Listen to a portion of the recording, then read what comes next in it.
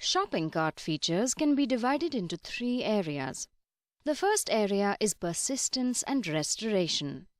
The cart persists by default for both an anonymous user and a logged-in user. This means that items and quantities inside the cart will remain there for a fixed period of time. So, when you return back to your cart, your items are still there. There is a cookie-based soft login for anonymous users. If a user closes their browser and then reopens the storefront, items and quantities which were previously in the cart remain, even if the user is not a registered customer. For registered users, there is an explicit authentication. If a customer returns to their cart at a later time after closing their browser, their items are still in their cart. However, they will have to re-authenticate before checking out. The cart merging and restoration strategy is configurable. The functionality gives the users consistency across multiple touchpoints. Customers can also save multiple carts to retrieve them at a later point in time. Alternatively, they can export them to a CSV format. The second area of the cart is pricing and promotions. In SAP Hybris Commerce, the retrieval and calculation of prices, discounts, taxes, delivery costs and payment costs is performed automatically.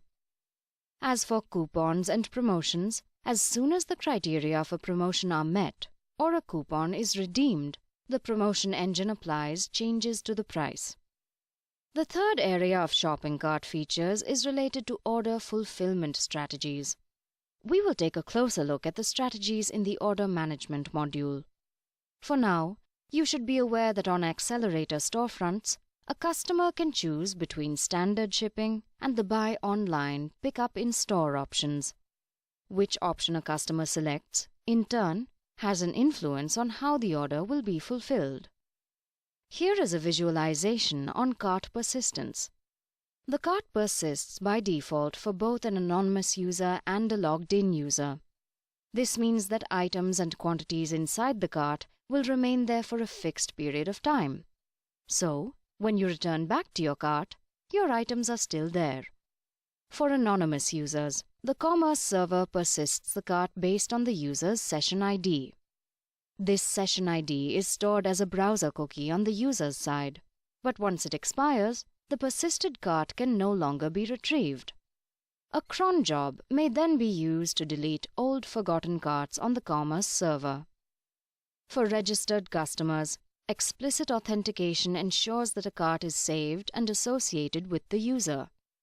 Also, registered users can intentionally save multiple carts and retrieve them at a later time.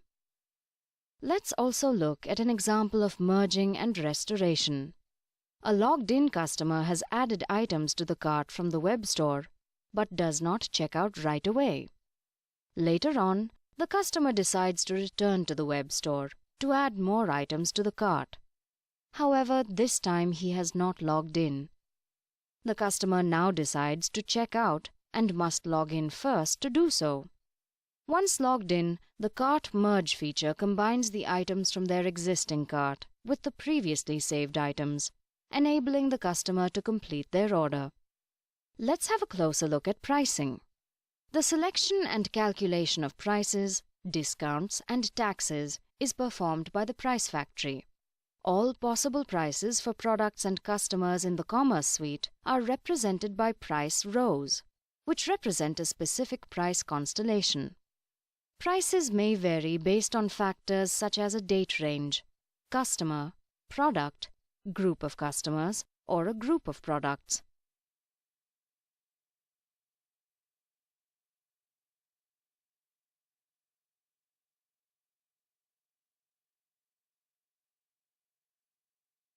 Similarly, when a price is required for an order, the Price Factory also retrieves all prices that match the current customer and product. But this time it also takes scale pricing into consideration before returning the best matching price at checkout time.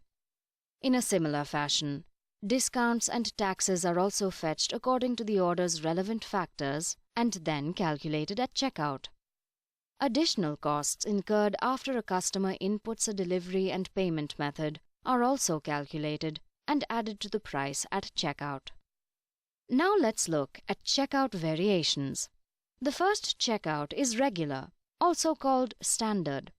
The workflow for this checkout takes the user through steps of signing into their account.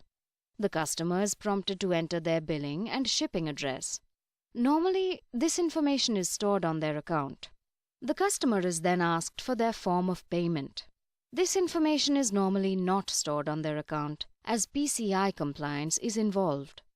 We will discuss PCI in the payment module.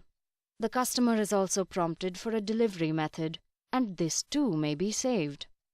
There is also guest checkout. The user, who is not yet a customer, is asked to complete the same steps as above, but their information is not saved at this time. In the background, a unique temporary account is created and mapped to the session cart. However, the session user remains anonymous. Once the order is completed, there is an option for the anonymous user to create an account by adding their password. The third option for checkout is Express. When a customer clicks the Express checkout option, all the regular checkout steps, billing address, shipping address, payment details, and shipping method are retrieved from the customer's account. The customer does have the option of editing the values during the confirmation stage. This Express checkout makes it easier for the customer to place orders. The workflows for the checkout templates are configurable. You can determine the next and previous steps in the checkout workflow, as well as configure different validations at each step. The checkout workflows are classified into checkout groups, which are mapped to a base store. Each checkout group can have different checkout steps, and each checkout step can have different behavior for different stores.